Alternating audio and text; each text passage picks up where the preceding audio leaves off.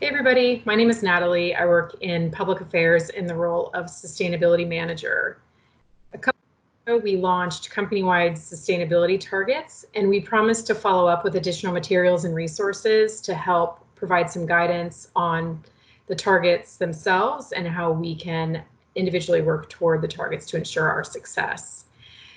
So today I'm here to talk to you about two important targets. They are under the focus area of environment, and they are to reduce our freshwater use and greenhouse gas emissions by 20% per ton of product by 2025.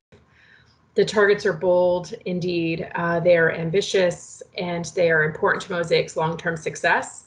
And what's important is that we can reach them, but we are going to require success from all levels of the business.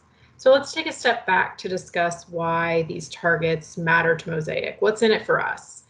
And maybe you're thinking that we operate in such a heavily regulated environment that why would we feel the need to perform beyond the permit limitations? And the reason is because mining and fertilizer production are intensive activities.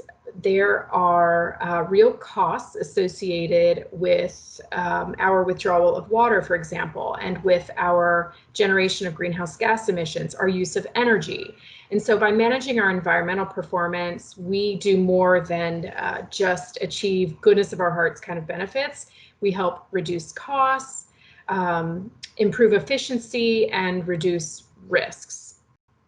And why do these issues matter to society and other stakeholders?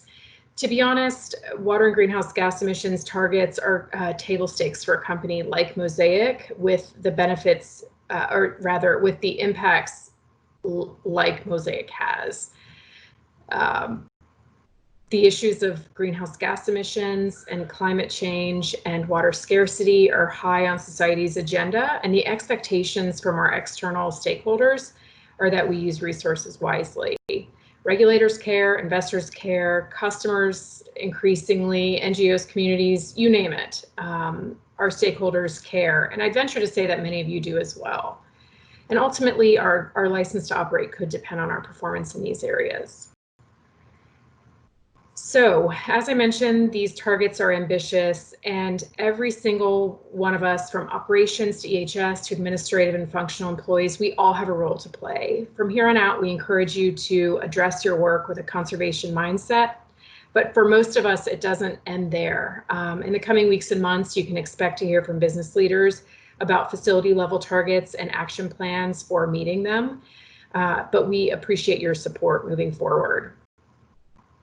This is the first in a series of videos that will outline the targets on an individual basis. So stay tuned for more information. Next, you'll hear from Jessica Terrio about our greenhouse gas emissions target. She has interesting perspective from Canada, where she's engaged heavily with provincial and federal government as they implemented carbon taxes there.